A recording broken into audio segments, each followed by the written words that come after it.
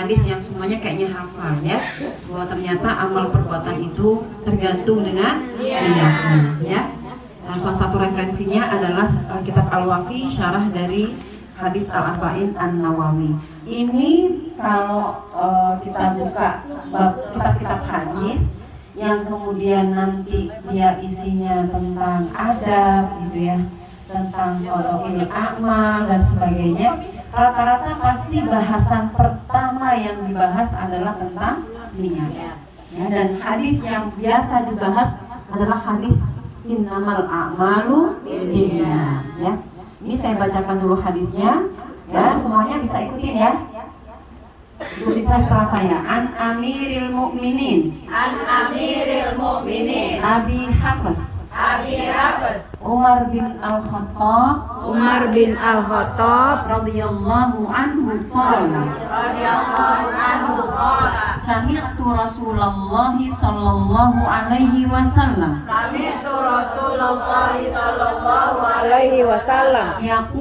yaqulu innamal a'malu binniyat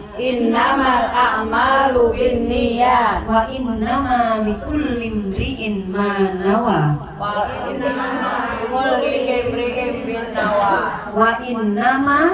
innama likulli imri'in ma nawa faman kanat hijratuhu ilallahi wa rasulih fahijratuhu ilallahi wa rasulih wa man kanat hijratuhu lidunya yusibuha aw imra'atin yankihuha fahijratuhu ila ma hajara ilaihi ya. Ini rawahul Bukhari. Jadi hadis ini diriwayatkan oleh Imam Al-Bukhari. Di sini disebutkan dari Amirul Mukminin Abu Hafs Umar bin Khattab. Beliau berkata bahwa saya satu kali mendengar Rasulullah bersabda, innamal a'malu binniyat. Apa artinya, Bu? Sesungguhnya semua amal perbuatan, semua pekerjaan bergantung kepada niatnya, bergantung terhadap niatnya, bergantung bagaimana niatnya. Kemudian Rasulullah jelaskan lagi, wa innama likulli imri'in ma nawa. Dan sesungguhnya bagi setiap orang itu sesuai apa yang diniatkan, gitu ya. Faman kanat hijratuhu ilallahi wa rasulih. Rasulullah jelasin lagi contohnya. Kalau ada orang kemudian dia berhijrah, tujuan awal niatnya memang untuk Allah dan Rasulnya, fahijratuhu ilallahi wa rasulih, maka hijrahnya dia ya pasti untuk Allah dan Rasulnya. Wa man kanat hijratuhu lidunya yusibuha aw imra'atin yankihuha fahijratuhu ila ma hajara ilaihi. Tapi kalau ada orang dia hijrah karena untuk kepentingan dunia atau karena perempuan yang mau dia nikahi, maka hijrahnya ya bergantung ya sesuai dengan tujuan yang dia lihat. Jadi hadis ini menjelaskan tentang yang pertama adalah betapa bahwa niat itu menjadi tolak ukur dari amal perbuatan kita, baik yang sifatnya ibadah mahdoh ya, ibadah mahdoh yang kita kayak sholat, infak, zakat dan segala macamnya, atau yang bukan ibadah mahdoh. Contoh konkretnya nih Bu, kita sholat. Kalau kita sholat subuh, kemudian kita terucap niatnya sholat zuhur, sah nggak sholatnya? Enggak. Kenapa amal padahal kita udah kerjain itu ritualnya, udah betul ritualnya, cuma gara-gara niatnya. Karena amal kita bergantung sama niatnya. Maka niatnya keliru ya berarti ibadahnya keliru nggak sah. Begitu juga seperti yang sudah biasa kita bahas.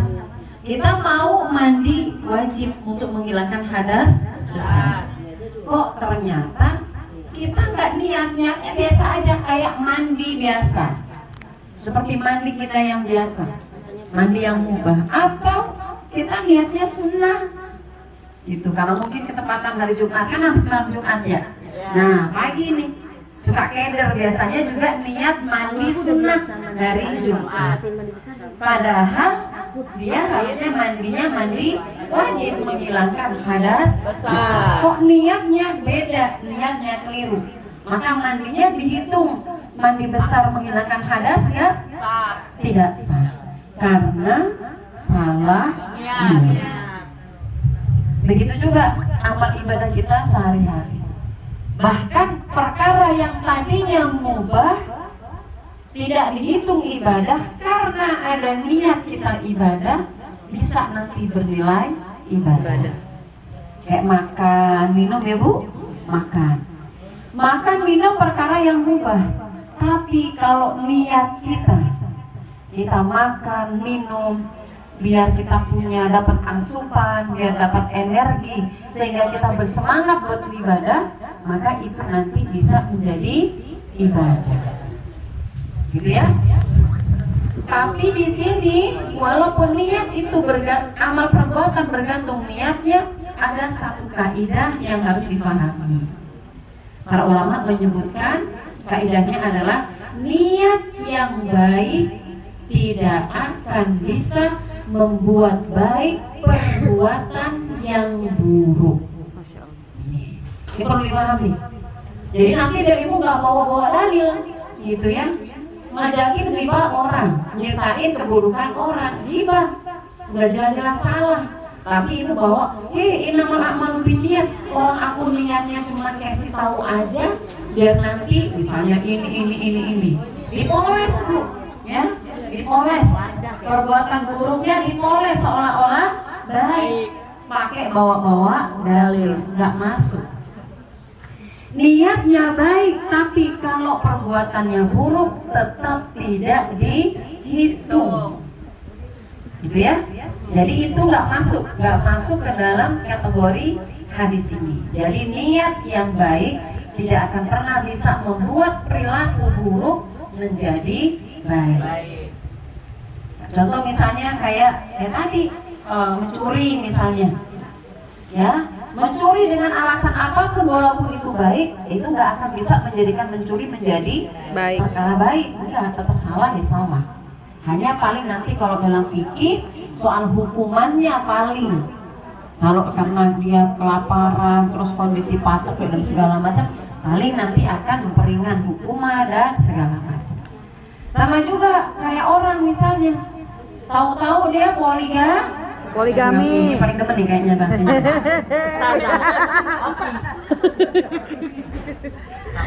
Laki-laki biasanya gitu ya. Lihat katanya innamal a'malu binniyati.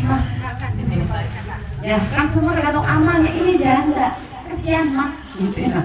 Udah janda, miskin apa segala macam. Tapi dia nggak ngelihat kondisi diri. Kita nggak pernah bahas belum sih poligami, udah kan? Udah belum? Lupa. Udah dulu kayaknya nggak ada di YouTube. Soalnya hukumnya itu nanti kamu yang bahas. Lu babul ada hadis. yang wajib, ada yang sunnah, ada yang makruh, ada yang haram. Ya, mau nikah pertama, kedua, ketiga, empat haram ya. Ini kondisi nikahnya dia haram nih, nikah lagi haram. Karena kalau dia nikah lagi, misalnya kondisinya akan zalim terhadap keluarganya yang pertama, gitu ya, nggak bisa adil dan segala macam. Jadi kalau dia maksain nikah lagi, jatuhnya kezaliman, perkara yang haram. Tapi dia bawa-bawa tadi ini hadis ini dengan alasan niatnya ngebantu janda miskin gitu. Kalau ngebantu nggak usah Nggak taunya jandanya cantik, muda gitu ya. Semlohan, coba niatnya.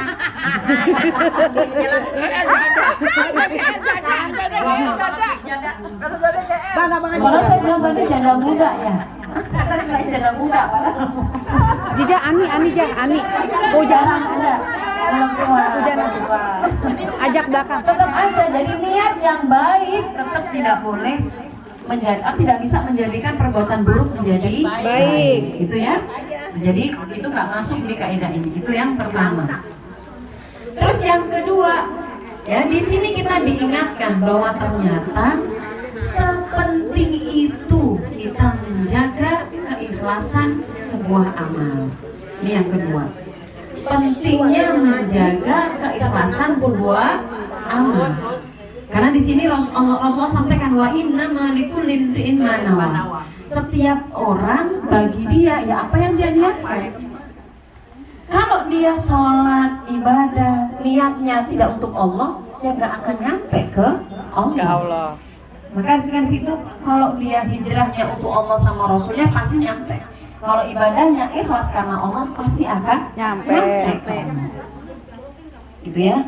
Kalau enggak hanya untuk dunia, hanya untuk menyenangkan orang lain, misalnya ya perempuan yang dinikahi, ya udah tujuannya untuk itu ya berarti amalnya untuk itu. Maka pentingnya menjaga keikhlasan sebuah amal.